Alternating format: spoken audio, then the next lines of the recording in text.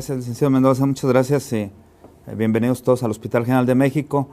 En realidad, parte de, mi formación, aparte de pediatra, soy neonatólogo, entonces de repente se podría ver un poquito extraño por qué voy a hablar de drogas en el embarazo si no es la parte que yo manejo de la medicina perinatal. En realidad, las drogas en el embarazo lo vamos a manejar desde el punto de vista de la afectación al feto.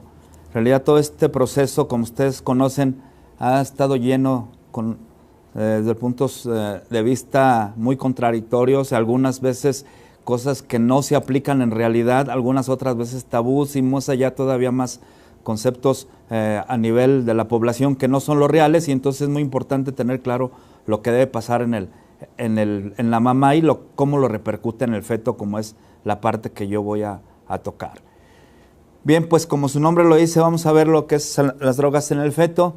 Hay que considerar algunos puntos de vista importantes, como que vamos a ver si es la primera, la segunda, ok. Vamos a ver que en general en el feto, para tener un adecuado tratamiento a la madre por cualquier patología, podría resultar en un óptimo tratamiento al feto. Y no solo esto, sino que muchas veces, como lo veremos más adelante, se puede tratar al feto como tal, el feto, por supuesto, considerando aquel producto de la fecundación que está dentro del útero, se puede tratar ya desde antes de que nazca. ¿Y cómo lo vamos a tratar a él? Pues también en forma indirecta, aparentemente, que es a través de la mamá, como veremos en algunos casos.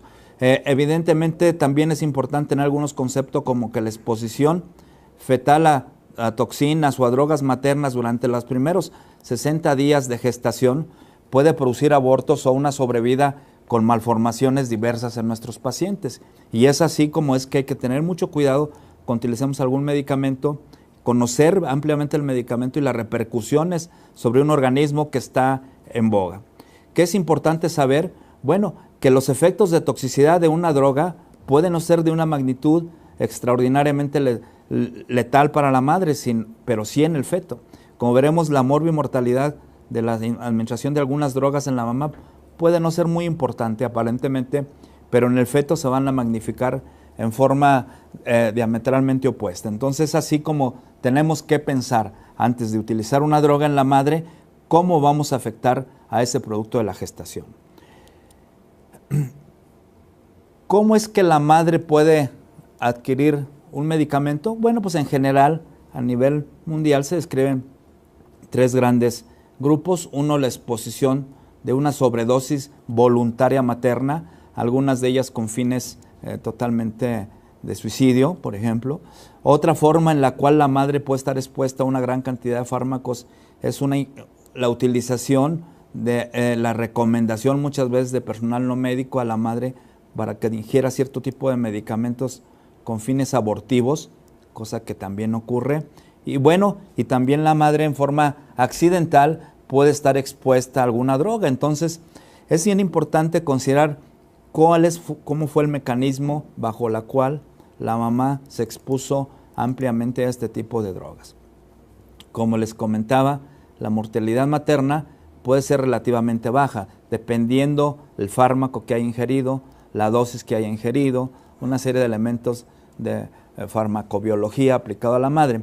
Pero lo que no debemos de olvidar, y que es mi objetivo en este momento, es conocer la morbimortalidad fetal, que en realidad es muy alta.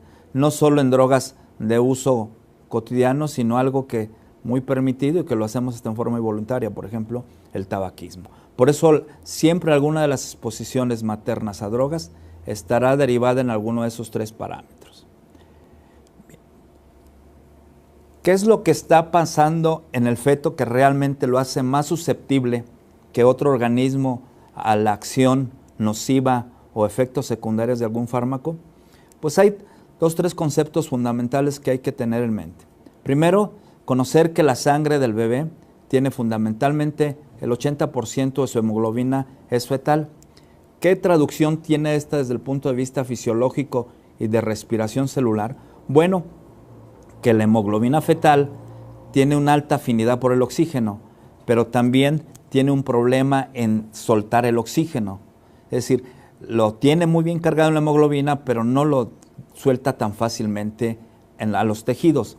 Contrario a la hemoglobina del adulto, en la cual la afinidad hacia el oxígeno es menor, pero lo libera fácilmente. Entonces, adueñarse el oxígeno en el feto nos tiene que tener un conocimiento muy importante para poderlo aplicar en la terapéutica.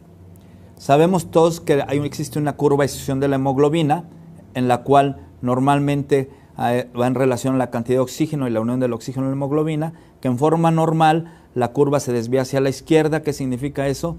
Que cuando toma el oxígeno, la hemoglobina, el eritrocito, tiene la capacidad de desprenderse fácilmente de ella. Existen algunas situaciones patológicas nocivas que nos impiden que esta disociación ocurra en forma satisfactoria. Y si no ocurre en forma satisfactoria, por supuesto nos va a traer que el niño, aunque tenga oxígeno circulante, no sea entregado a los tejidos, que es donde finalmente importa el oxígeno esté. Cierto es que traducido como un producto final de esta alteración de la hemoglobina fetal, la circulación fetal es influida por la hipoxia y la acidosis materna. Todo lo que ocupe hipoxia o acidosis materna se va a traducir directamente en el recién nacido. ¿Por qué le puede estar pasando esto a la mamá? Bueno, porque a lo mejor por la ingesta de algunos fármacos va a tener una inestabilidad cardiopulmonar, en la cual va a traer consigo o que no respire en forma adecuada o que exista verdaderos estados de choque. Entonces, toda esa falta de circulación o falta de saturación de oxígeno adecuada en la mamá se va a traducir ampliamente en el bebé a través de los cortocircuitos que existen en la placenta. Entonces, es importante recordar cómo funciona la hemoglobina fetal y por qué lo que influye en la oxigenación materna va a influir y se va a potencializar en el feto. ¿Qué puede estar pasando dentro de esta fisiología fetal?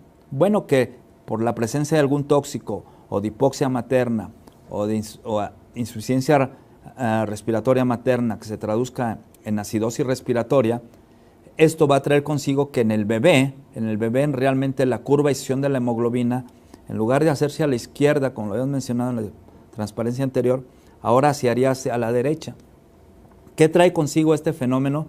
Que al hacerse a la derecha hace que se agarre más la hemoglobina al oxígeno y entonces lo suelte con mayor dificultad. Y si el paciente está con deficiencia de oxígeno por falta de oxígeno materno, este problema biológico de su organismo, del feto, lo va a traer que prácticamente el bebé se va suicidando en forma involuntaria.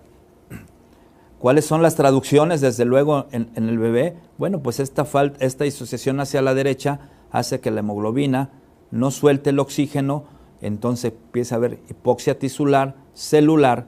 Esto afecta fundamentalmente el centro respiratorio. Aunque el niño esté en el útero y podríamos decir, bueno, ¿qué importa que tenga apnea si no está respirando él? Bueno, en realidad el niño sí tiene movimiento respiratorio, no con fin de respirar, con otros movimientos para, sobre todo, desarrollo pulmonar. Pero finalmente, esta circulación lo que más nos atañe es, saben que el oxígeno es el mejor inotrópico que puede tener el organismo y que evidentemente al estar deficiente de él va a producir que la frecuencia cardíaca disminuya y esto hace que el paciente, aún desde el útero, entre en un verdadero estado de choque a través de vasoconstricción, no de vasodilatación, y esto todo ocasionado por la acidosis metabólica. Entonces, como ustedes ven, lo que puede repercutir en la madre, de todos conocidos, va a repercutir en el feto. La diferencia es que esta es la intimidad, cómo se daña el feto, y bueno, muchas veces la madre no está consciente, y lo que es peor, como lo veremos, muchas veces como médicos recetamos algunos fármacos que repercuten en la madre y no nos percatamos o no nos damos cuenta en la madre embarazada. ¿Qué otra cosa todavía es importante para estos momentos? Bueno, ¿qué está pasando en la fisiología de la placenta? Ustedes saben que en realidad la placenta es un gran laboratorio que es quien le aporta a través de ella todos los nutrientes, elimina sustancias de desecho de los niños. Entonces tiene todo un gran laboratorio anabólico y catabólico. Como todos sabemos, la placenta es una membrana semipermeable que solo permite el paso de moléculas menores de 1000 Daltons y algunas moléculas atraviesan por gradientes de concentración. Y sobre todo, ¿cuáles atraviesan por gradiente de concentración? Los gases. Como veremos, la intoxicación por CO2 en la madre, cómo es que repercute en el feto también. Las moléculas pequeñas que tengan baja solubilidad en grasas pueden, y con una carga eléctrica neutra, pueden pasar la placenta y que tengan baja unión a proteínas. Todos estos aspectos biológicos y bioquímicos de la placenta es muy importante que lo pudiéramos tener en cuenta para el uso de la farmacología en la madre. En general todos atraviesan en forma pasiva, excepto el hierro. El hierro sí tiene un mecanismo activo de paso placentario a través de endocitosis y mediada por un receptor, por una proteína. También la intoxicación por hierro, como veremos en la madre, nos podrá traer problemas en el niño, porque entonces la placenta va a estar metiendo el hierro al bebé y el niño va a estar intoxicado por hierro, aunque el niño no lo esté recibiendo directamente. Muy importante conocer pues estos elementos también para conocer qué drogas pueden atravesar la placenta y llegar desde luego al torrente sanguíneo fetal. En esta parte tocaremos cuatro medicamentos que la madre usa con cierta displicencia. Muchos de ellos pueden producir problema, muchos otros no. Y bueno, también para el uso seguro de estos medicamentos. Con mucha frecuencia, una de las drogas más utilizadas a nivel mundial es el acetaminofén o el paracetamol, en cual la madre con mucha frecuencia lo toma y bueno, son de los medicamentos recomendados como como clasificación A, que los puede tomar la madre con cierta facilidad y no tener consigo un daño muy importante. El acetaminofén se sabe en la actualidad que para que pueda tener efectos tóxicos tendríamos que utilizar la cantidad de dosis terapéutica hasta 10 o 20 veces más. ¿Qué pasa con el acetaminofén? Bueno, el acetaminofén sí cruza la placenta a través de un sistema enzimático conocido como citocromo P450, que ustedes todos lo han visto y sobre todo los que se dedican a la pediatría. ¿Por qué? Porque cuando ven sus niños intoxicados con acetaminofén es de lo que se afectan estas vías. Sabemos que el acetaminofén puede producir toxicidad hepática en una forma importante, de un grado variable hasta llegar a la cirrosis hepática y la necrosis hepática, y una necrosis hepática que puede ser fulminante. Hay que considerar que cuando la madre ingiere acetaminofén, si lo ingiere en el primer trimestre del embarazo, pudiera, aunque estuviera la madre intoxicada, pudiera no afectar al feto. ¿Por qué? Porque el feto en el primer trimestre del embarazo, los sistemas enzimáticos no están activados el citocromo P450. Entonces, si el citocromo P450 es quien produce el daño a nivel hepático en el feto o en el niño mayor o en el adulto, si no tiene esta vía alterna, pudiera no producir esta alteración. Entonces, digamos que el feto en el primer trimestre estaría libre de los efectos secundarios de la intoxicación por acetaminofén en la mamá. ¿Qué pasa generalmente cuando la madre se ha intoxicado? Porque, bueno, pues generalmente el antídoto para el acetaminofén es la N-acetilcisteína, pero sabe Frank evidentemente que la N-acetilcisteína, aparte que se le han tratado de encontrar efectos teratogénicos, lo que sí es claro que puede ser un agente abortivo. Entonces, si la madre se intoxica por acetaminofén en el primer trimestre del embarazo, pudiera no afectar el acetaminofén al feto, pero sí el antídoto. Es otro de los conceptos fundamentales a tener en mente, que pudiera no ser la droga el que lo afecte al bebé, sino el tratamiento para quitar esa intoxicación de la droga. Entonces aquí el problema o el dilema se vuelve doble. Otra de las drogas que utiliza la madre en forma incluso voluntaria son los salicilatos, ¿no? Sabemos que los salicilatos en los niños tienen un gran poder tóxico, producir salicilemias, que las cuales, de acuerdo a la clasificación, pueden ser mortales, que en general los salicilatos en la pediatría no utilizamos antes de los 2 años, sino después de esta etapa. Pero en general cuando lo ingiere la madre, pues el feto es más vulnerable en el tercer trimestre del embarazo, ¿no? ¿Sí? ¿Qué es lo que está produciendo los salicilatos como sales ácidas? Bueno, fundamentalmente el gran problema que produce es la acidosis metabólica. Y cuando revisamos a nuestros pacientes pediátricos intoxicados por salicilatos, evidentemente tiene un gran problema de acidosis. Sabemos que el ácido acetilsalicílico no produce trombocitopenia, pero sí disminuye la función o la adhesión plaquetaria. Entonces este fenómeno llega a ser un proceso doble. El problema de acidosis en el paciente, en el recién nacido, en el neonato, en el feto, y la disfunción placentaria que puede ocurrir secundaria a la intoxicación por salicilatos.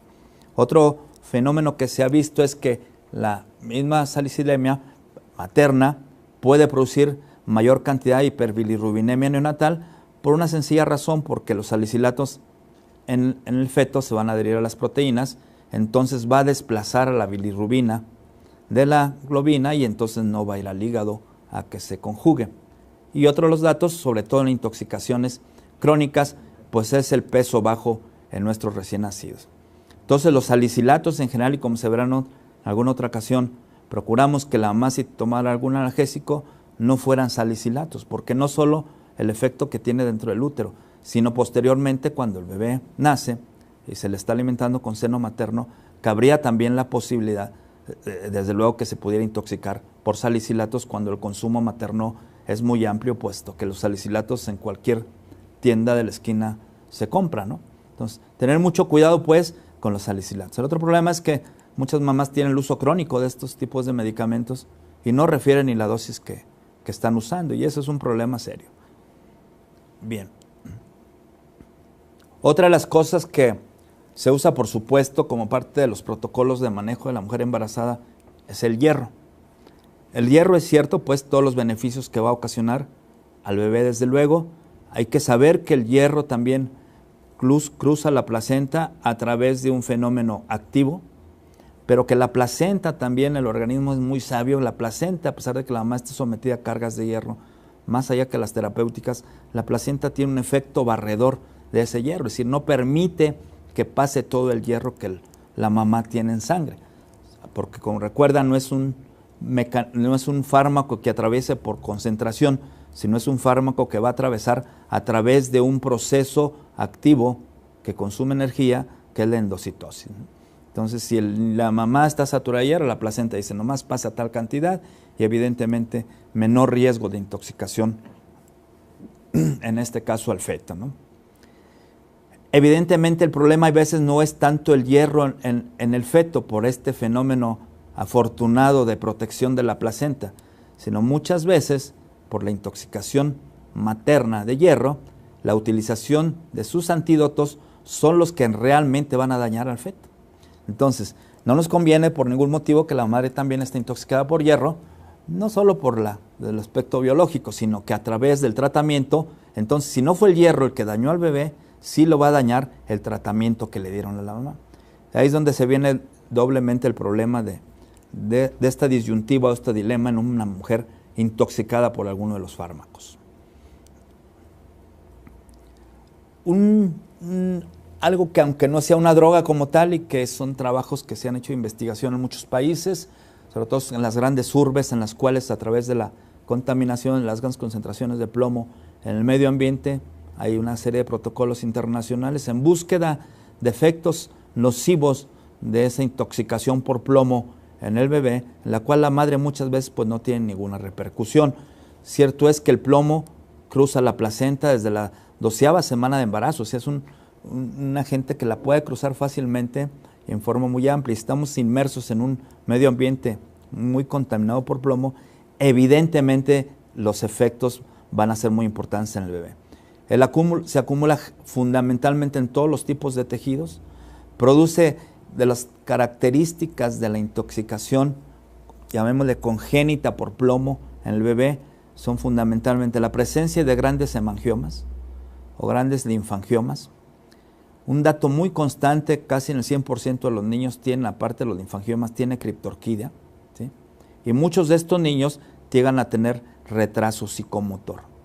Entonces hay diferentes protocolos que se dan en diferentes países y se ha comentado pues desde hace tiempo que seamos como pediatras o neonatólogos exhaustivos, que en cualquier niño que veamos la asociación de linfangiomas con criptorquidia, aunque pueden ser coincidencias biológicas, pues también no está por demás pensar en que probablemente sea un efecto del plomo.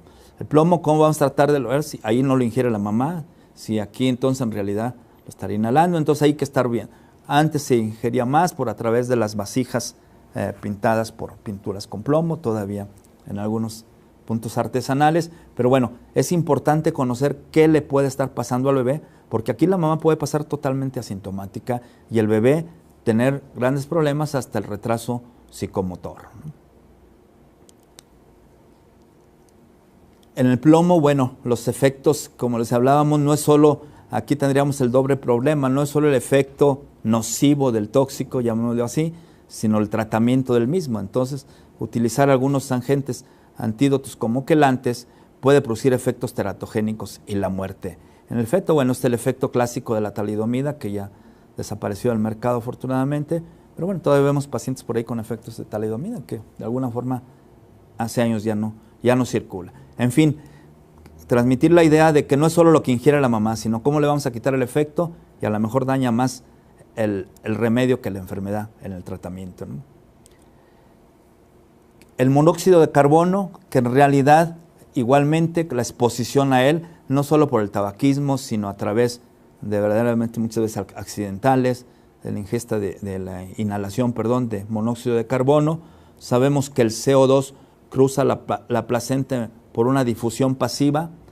También sabemos que nuestro organismo y desde el feto somos muy hábiles en nuestro cuerpo para manejar el CO2 y que el CO2 es 20 veces más difusible que el oxígeno. Entonces sabemos que el CO2 también lo vamos a eliminar rápido. El problema es que no hay una zona de ventilación y entonces se vuelve un círculo vicioso. ¿Cuál es la zona de ventilación del neonato? Pues el útero. Y si el matroambiente, o sea, el ambiente en el cual está inmerso el niño, sigue cargado el CO2 materno, pues el niño, aunque lo elimine fácilmente, se va a estar sobrecargando su organismo de CO2. ¿Qué va a producirle el CO2 al niño? Pues la carboxihemoglobina, la cual produce hipoxia fetal, y es uno de los clásicos ejemplos en lo cual la curva de distribución de la hemoglobina se va a desviar hacia la derecha y entonces va a soltar con menos facilidad el oxígeno y va a traer pues consigo hipoxia fetal y muerte fetal. Entonces se intoxica la mamá y de alguna forma directamente se intoxica el feto. La mamá puede ventilar, el feto no puede ventilar porque está en un matroambiente, ¿no? Entonces tener consideraciones con estos tipos de que aunque no son una droga, pero actúan de forma nociva sobre el feto. Bien, una de las drogas cada vez más usadas en la actualidad, la cocaína, pues conocido o no conocido que lo usen. Bueno, ¿qué puede producir en la madre la cocaína? Esto nomás relacionado al feto, puede producir una serie de alteraciones muy importantes, pero relacionado al feto, generalmente sabe que la cocaína puede prolongar el trabajo de parto por el gran proceso del consumo y esos problemas de contracciones uterinas, producir un desprendimiento prematuro de placenta en el feto, y entonces esto sí va a repercutir directamente en el bienestar fetal, ¿sí? Generalmente los neonatos, hijos de madres cocainómanos, casi tienen alteraciones o síndromes de supresión en este tipo de drogas y desde luego alteraciones en el neurodesarrollo, evidentemente como muchos de los tóxicos, un peso bajo al nacer, la presencia de prematurez, ¿sí? Malformaciones de las vías urinarias como una forma muy importante. Se sabe que dentro del útero, mientras que la madre a lo mejor tiene bienestar con la cocaína, el niño empieza a sufrir, ¿no? Porque alteramos la circulación. Aumenta la frecuencia cardíaca fetal, aumenta la presión arterial y todo eso a la larga produce un bajo oxigenación tisular. Por eso es que los niños son usualmente de pesos bajos y o prematuros. Desde luego con el efecto de la hipoxemia intrauterina sobre el desarrollo neurológico.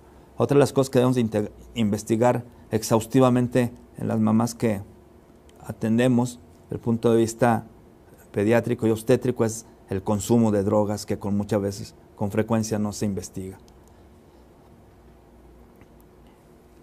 No todo es malo, por supuesto, desde luego que la madre nos va a servir como una forma de tratar a su propio bebé.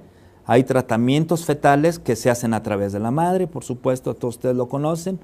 De los típicos, el uso de antibióticos cuando existe, desde el punto de vista prenatal, desde luego, cuando existe ruptura prematura de membranas, entonces utilizar antibióticos que crucen la placenta, lleguen al bebé y entonces lo estén protegiendo o tratando desde el útero. Uno de los típicos ejemplos en los cuales se le da medicamento a la madre para tratar al feto es la taquicardia supraventricular fetal, en la cual utilizamos un inotrópico negativo, la digoxina, entonces se le da a la madre, atraviesa la placenta y va a beneficiar al feto. Es decir, ahí totalmente, pero evidentemente son parámetros medidos. El ejemplo clásico en la actualidad, y bueno, desde hace 40 años, de lo que es la medicina basada en la evidencia, el esteroide para maduración pulmonar, como uno de los principales estigmas que ha hecho que la medicina basada en la evidencia tenga más auge. Bueno, los esteroides, no solo esteroides, sino, bueno, hablando de medicina basada en la evidencia, sí, pero otro tipo de fármacos también que se utilizan en la madre para madurar los pulmones del niño, desde luego antes que nazca. Entonces, allí utilizamos a la placenta como un medio de transporte. Medicamentos tocolíticos para disminuir las contracciones, que pueden también inhibir el trabajo de parto. Claro, ahí no estamos beneficiando al producto directamente, sino en forma indirecta, porque al momento en que no nazca prematuro, inhibamos el trabajo de parto, sin duda su calidad de vida, sus condiciones de vida o su futuro va a ser mejor, al no nacer extremadamente prematuro. Entonces, utilizamos pues la placenta también como un transporte para tratar al feto, no todo lo va a dañar. ¿Qué es importante en el manejo materno en realidad? Bueno, aunque probablemente sin duda alguna no es el campo del pediatra, ni mucho menos del neonatólogo, pero bueno, tenemos que saber que mientras la mamá esté embarazada, nos debe de interesar todo lo que le esté ocurriendo a ella, porque todo va a repercutir directamente en el producto. Siempre en la mamá mantener un equilibrio cardiopulmonar y neurológico materno. ¿Por qué? Pues por lo que hablamos, ¿no? Mientras la mamá tenga una adecuada oxigenación, el bebé tendrá una adecuada oxigenación. Mientras la mamá tenga una deficiencia en la oxigenación, sin duda alguna el bebé estaría potencializándose el efecto. Recuerden que lo que pasa en la mamá, en el feto, se extrapola a mayores cantidades, ¿no? El monitoreo fetal estrecho, la mamá no solo está enferma, no está intoxicada, sino trae un bebé en el útero que hay que estar también monitorizando, y así como monitoreamos la frecuencia cardíaca materna, hay que monitorizar la frecuencia cardíaca fetal, ¿sí? Algunos tipos de tratamiento de desintoxicación en nuestro paciente, como la hemodiálisis, pues la hemodiálisis es un procedimiento que se ha hecho en forma segura en mamás embarazadas. Entonces, en cierto tratamiento, si no de antídotos, sino de remoción mecánica, como es la hemodiálisis o la diálisis peritoneal, pudieran funcionar evidentemente en la mujer embarazada. Hay discusión si la diálisis peritoneal en la mujer embarazada tiene mayor o menor riesgo. Se ha visto que posiblemente, aunque no hay estudios muy grandes que hablen a favor o en contra de esto, que probablemente la hemodiálisis pudiera ser más segura que la misma diálisis peritoneal, probablemente pues porque entramos a una cavidad uterina y a lo mejor todo este proceso de invadir la cavidad uterina pudiera despertar un trabajo de parto prematuro, ¿no? Bien. Y bueno, pues sin duda alguna los antídotos usados en la madre pueden tener efectos fetales adversos en el feto, como ya lo comentamos. Entonces, tratar a la madre bien, porque el buen tratamiento en la madre va a tener un buen tratamiento en el feto. Aunque estas transparencias estén muy cargadas de información, cuando uno habla de este tema no debe por ningún motivo olvidar la clasificación de la categoría de las drogas en el embarazo. Hay una clasificación desde la A, 5 clasificaciones, como veremos la parte última es la X. La X es la parte en la cual no debemos utilizar las drogas en el embarazo por sus efectos conocidos teratogénicos o abortivos. Generalmente en el grupo A, los estudios generalmente demuestran con estudios controlados, realizados en mujeres embarazadas, que no demostraron riesgos en el feto en el primer trimestre y sin evidencia en los siguientes trimestres. La posibilidad de daño al feto parece remota. Como ustedes ven, aún así, en la mejor recomendación como es la A, aún así se puede existir cierta duda todavía del efecto. No recordemos pues que cada organismo tiene su idiosincrasia, ¿no? En la clasificación B, como tal textualmente dice, ni siquiera la producción de los estudios en animales ha demostrado riesgo fetal. No hay estudios controlados en mujeres embarazadas o en animales en reproducción que demuestren un efecto adverso. Esto no ha sido confirmado en los estudios controlados y bueno, evidentemente ahora con la luz de la medicina basada en la evidencia, todavía esta clasificación ha sido más observada. Sin duda ya en el B pudiéramos tener un poco más de posibilidades de daño a nivel del feto, aunque no existen la evidencia hasta esos momentos. Hay que recordar que estos tipos de clasificaciones muchas veces se extrapolan porque no se pueden hacer estudios, desde luego, no es ético hacer los estudios para ver qué pasa en el feto humano, ¿no? La clasificación C son estudios en animales que han revelado efectos adversos en el feto. Estos agentes deben ser usados únicamente si los beneficios potencializan o justifican el posible riesgo para el feto. Sin duda alguna, aquí ya empiezan a actuar muchos los medicamentos que en la actualidad se usan y uno de los ejemplos es la mujer embarazada con cáncer, estar evaluando sus tipos de tratamientos para la sobrevida de la mamá. Esto es bien importante. en la clasificación D, existe evidencia del daño fetal humano, pero los beneficios en mujeres embarazadas pueden ser aceptables a pesar del daño potencial del feto. Es decir, nuevamente, si ustedes ven aquí ya está dando un poquito en el C y en el D, más preferencia hacia la madre que al feto, pero valorándolo desde luego, ¿no? Y sin duda y definitivamente la clasificación X como tache habla que los estudios en animales o seres humanos han demostrado anomalías en el feto o hay evidencia de riesgo fetal. ¿Qué significa esto? Que todos aquellos fármacos que estuvieran clasificados como X, sin duda alguna no se deberían de emplear en la mamá o la mujer embarazada, desde luego. El gran problema de esto, que aunque esto es la teoría y existe en el mercado y veremos una serie de fármacos, el gran problema es que muchos fármacos, pues o la inmensa mayoría no están clasificados con estas letras. Es decir, no va a venir un fármaco de marca X y diga este tiene una clasificación C, D, A o X para las drogas. Muchas veces hay que saberlo. Y bien importante, porque si no conocemos esta clasificación, no conocemos el grupo de medicamentos que están incluidos en ella, sin duda alguna podemos estar utilizando medicamentos que pueden estar beneficiando a la mamá, pero estemos pasando por alto el feto y entonces las malformaciones y todos los efectos que hemos platicado se presentan en el paciente. Pues las clasificaciones son muchas, ¿no? Evidentemente, ojalá y tuvieran todos los medicamentos, los fármacos, estas leyendas. Todas sabemos que por seguridad y una serie de normativas, todos los medicamentos que dicen que usen con precaución durante el embarazo y la lactancia, que también es la leyenda que yo creo que nadie respetamos, desafortunadamente. Y bueno, lo importante es ver qué sí puede usar y qué no puede usar, ¿no? ¿Qué drogas son de uso seguro en el embarazo? Bueno, las listas pueden ser muy grandes. Medicamentos para el acné. Hay que comentar que en estas drogas, por supuesto, están las que se usan comúnmente en el embarazo, ¿no? O sea, no son todos los fármacos. Muchas veces por las apariciones cutáneas en la mamá de algunas estigmas por el embarazo, bueno, pues se utilizan cierto grupo de medicamentos cutáneos, el proceso de constipación, estreñimiento en la madre, qué tipo de drogas son útiles para poderlas emplear, si tiene un proceso productivo pulmonar o bronquial, también qué tipo de drogas pudiéramos emplear. Los eventos depresivos, no solo durante el embarazo, sino la depresión posparto, también común y cada vez más frecuente en las mamás. También tenemos que saber qué tipo de antidepresivos pudiéramos usar, porque muchos de ellos pueden pues, atravesar la placenta o atravesar la filtración a nivel de la glándula mamaria y eliminarse en la leche, y entonces también tener problemas en el feto. Entonces esto sería la otra parte de lo que serían después el uso de drogas durante la lactancia. ¿Qué otras drogas pueden ser seguras durante el embarazo? Bueno, la diabetes, la insulina, en problemas ácido pépticos, ¿sí? ¿Qué tipo de antiácidos son recomendables en la actualidad, no solo por la FDA, sino todos los organismos involucrados en estos eventos? Los problemas de hipertensión arterial, y no es la idea aprenderlos, por supuesto, pero sí saber cuáles se deben de utilizar y en qué momento.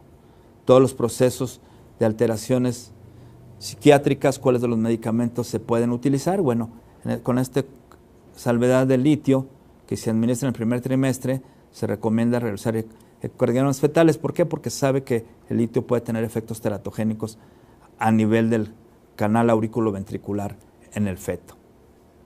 Otras de las drogas que son de uso seguras para la migraña, ¿sí? Si bien es cierto, son de uso seguro, tener cuidado pues con las dosis que se recomiendan a la mamá y considerar la idiosincrasia, ¿no? Otra vez.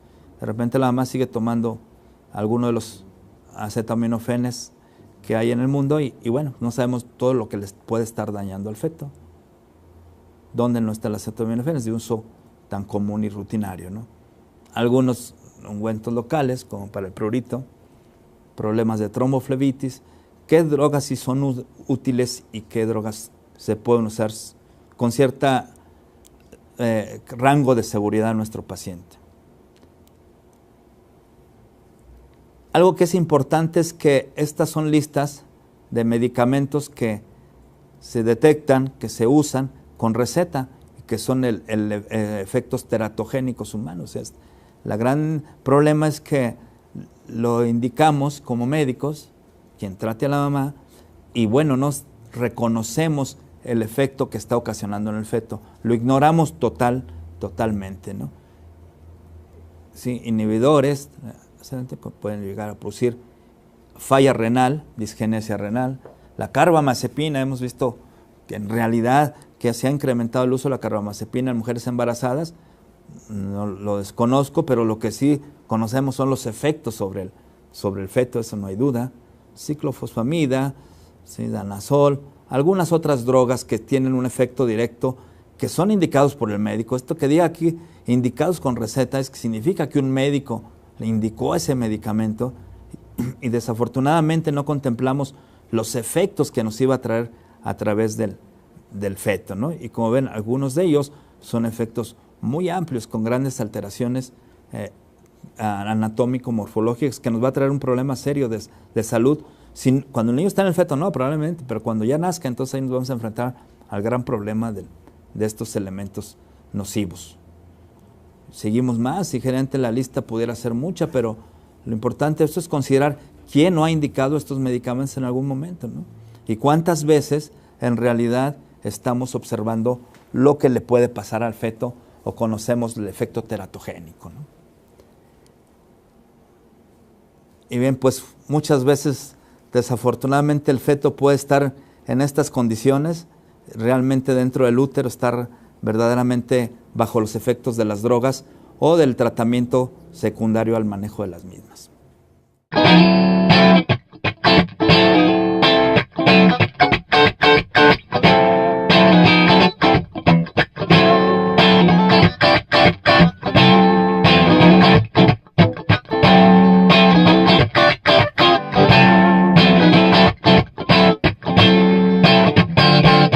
También es importante tener algunos conceptos como que la exposición fetal a toxinas o a drogas maternas durante los primeros 60 días de gestación puede producir abortos o una sobrevida con malformaciones diversas en nuestros pacientes. Y es así como es que hay que tener mucho cuidado cuando utilicemos algún medicamento, conocer ampliamente el medicamento y las repercusiones sobre un organismo que está en boga. ¿Qué es importante saber? Bueno, que los efectos de toxicidad de una droga pueden no ser de una magnitud extraordinariamente letal para la madre, pero sí en el feto. Como veremos, la morbimortalidad de la administración de algunas drogas en la mamá puede no ser muy importante aparentemente, pero en el feto se van a magnificar en forma diametralmente opuesta. Entonces, así como tenemos que pensar antes de utilizar una droga en la madre, cómo vamos a afectar a ese producto de la gestación. ¿Cómo es que la madre puede adquirir un medicamento? Bueno, pues en general, a nivel mundial se describen tres grandes grupos.